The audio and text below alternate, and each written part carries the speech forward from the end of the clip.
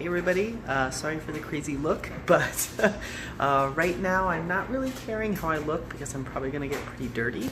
So I'm actually going to be spending the rest of the night changing the oil on my car. I'm also going to change the air filters and the cabin filter.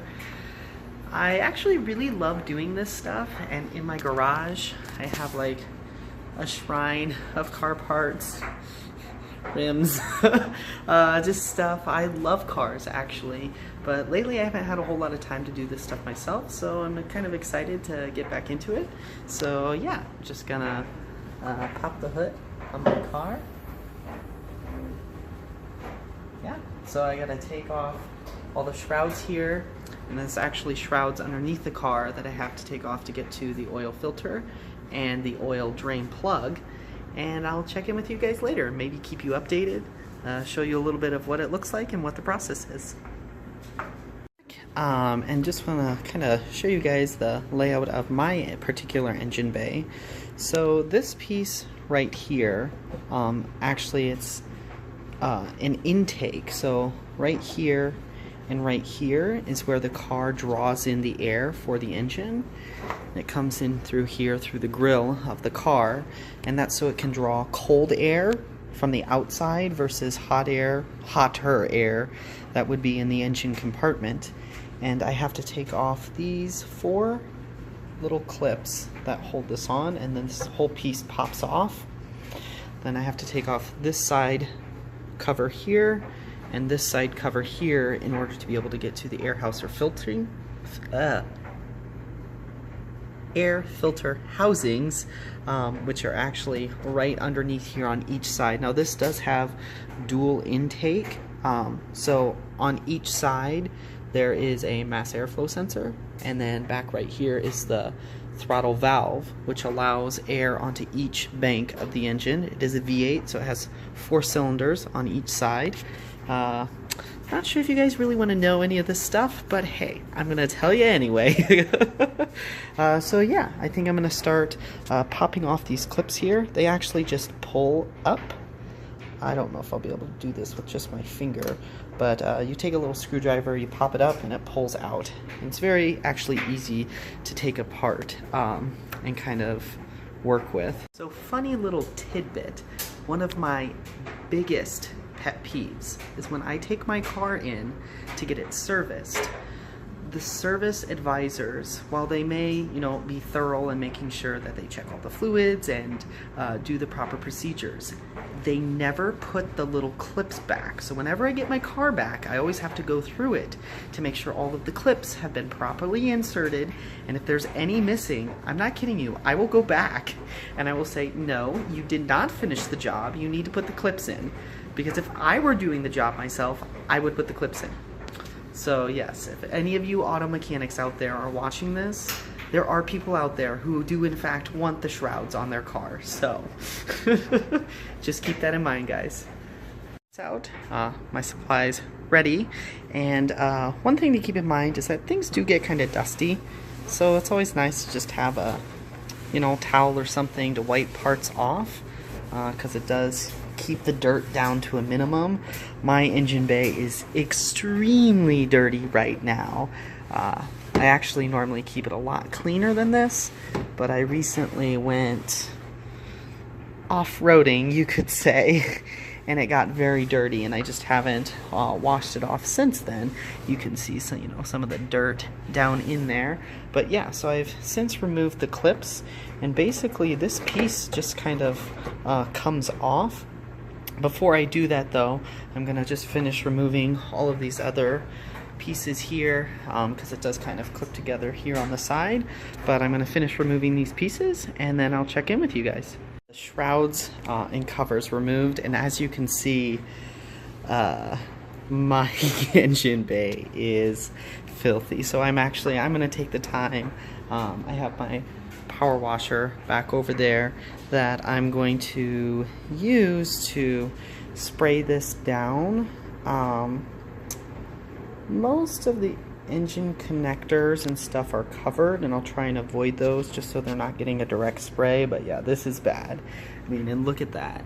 This thing I don't think it's been cleaned in so long, and those filters are probably so dirty. Anyways, guys, don't do this to your car, and if you do, maintain it a little better. But yeah, last thing to do is actually just take this cover off, and it actually just pops right off.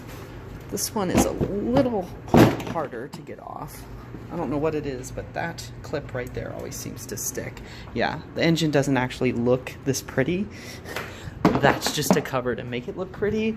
This is what the engine actually looks like, which might be somewhat intimidating to most people, but once again, the basic processes are still there. So you have your radiator here, which cools the engine. This piece right here and this tube is an intake tube. This piece right here and this tube is an intake tube. Like I said, the air filter is in there. You can see it right there. Mass airflow sensor. And then this right here is the throttle body. It's actually a butterfly valve that opens and closes. You can't really see that. Like that. And allows air into the engine. And then you have your fuel rail right here, which delivers fuel to the injectors. Water pump right here, and a hose that goes to the radiator. And then there's, you know, some other stuff down there. You can see the alternator, the AC pump, and yeah, I think that's about it. I think I'm debating if I want to wash it first and then change the oil, or if I want to change the oil and then wash it. I think I'm going to change the oil and then wash it. No, I don't know. I'll get back with you guys. I'm probably going to end up washing it first and then changing it, because these filters and everything are just so dirty. So I'll see, you know, get that out of there and we'll go from there. My particular vehicle, changing the air filters is actually pretty easy because I don't really have to remove too much. With a lot of vehicles, you actually have to remove this boot and kind of move the air filter housing out of the way to get to it. But what Infiniti did was actually really nice. There's actually just two clips that are here on top. You move them out of the way, and this filter block comes out, which holds the air filter itself. And then you can see this one, you guys, is just filthy.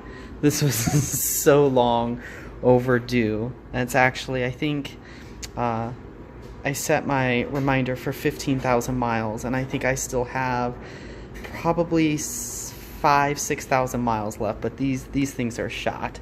I should have changed them quite a while ago, so I'll get those out of there and finish cleaning up this housing, and like I said, we'll go from there.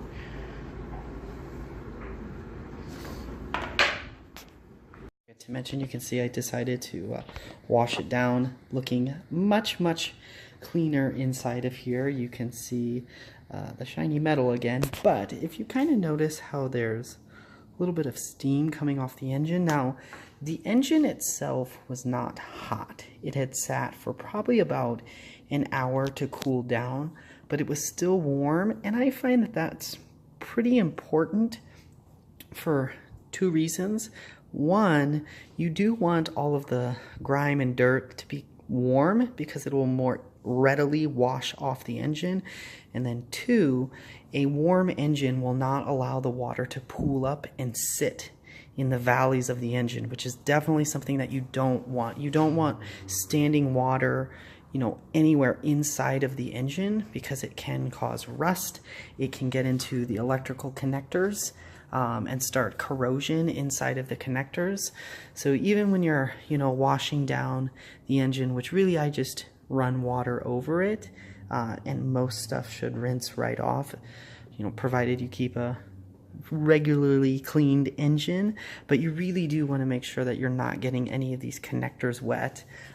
Pay attention to where your alternator is at, and you want to make sure that you don't want to get that wet, because water and electricity do not mix. It'll mess up a lot of stuff on your car, cause you a lot of problems, and probably a lot of money in the meantime. So definitely something that can be done, just some extra prep work and caution required to do it. Jacked up, there's a little jack point down there. Every car is a little bit different as far as how you have to jack up a car or where the jacking points are at. I pulled the car forward a little bit more so that it was out of the water. The engine is much cleaner, and now I'm going to start on the bottom here, and there's a little access point on mine where I can access the drain plug. But in order to change the filter, the oil filter, which I'm doing this surface, I have to remove this shroud here, which just has some bolts that hold it on.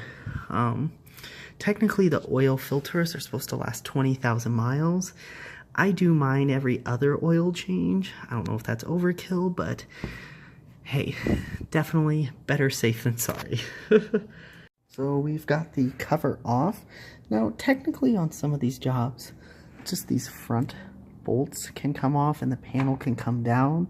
I do like to remove the whole thing though, just so that you can look up and see inside of the engine bay, look around the chassis, just look for anything that's worn, frayed, broken, any signs of early wear you can see. So you see this right here? This is mud. I recently took my car to have a soup-by, and I went through so much mud. My car was literally trashed with mud, and actually a Dukes of Hazzard jumped over a hill, ravine, I don't even know what you want to call it. I had to bring my car in for service because this got all busted up and the fender thing got all scratched and something flew off, the mirror broke. Anyway, I've really been meaning to do a deep clean on my car ever since then, and I just haven't gotten around to it. You know, you bring it into places and you tell them to clean them, but when you're anal like me and you want every single bolt on your engine to be cleaned, most people don't get to that level, so understandable. But you can see, like, see this little mark here? I don't know if you can see it. There's a green mark here and a green mark here, which they use as alignment points when they do work on the car. But anyway, yeah, I'll finish up here. So here's the oil drain plug. This is the oil filter itself. So I'll drain the oil first, which means that I actually need to remove the cap up here so that the oil can drain freely. And then after that, I will change the oil filter itself, put the drain plug back in, and then fill it with fresh oil. Then move on to the air filter and the cabin filters. And you can still see it's, you know, it's dirty still. It's better than it was, I guess, but I don't know. It's really hard to do this. Right now it's pretty dark in here. The only light I have is, you know, from the garage light, so I'll probably do this again during the day. Old oil in the pan here. I've put the drain plug back in, and we have the new oil filter on there. Yeah, now with my flash on, you can see just how dirty this really is. You see, that's normally shiny. That's normally bright aluminum, and it is all just brown. Chunks of dirt back there. Anyway, one little tidbit about the oil filter. You really want to make sure that it's just hand tight, because if this oil filter is on here too tight, when you go to take it off, it will become a problem for you.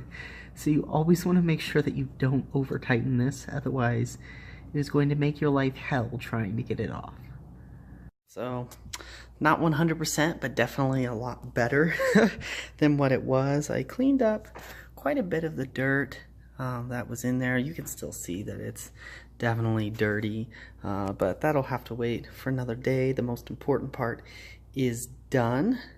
I think the only thing left to do is to make sure it still works. The most important part.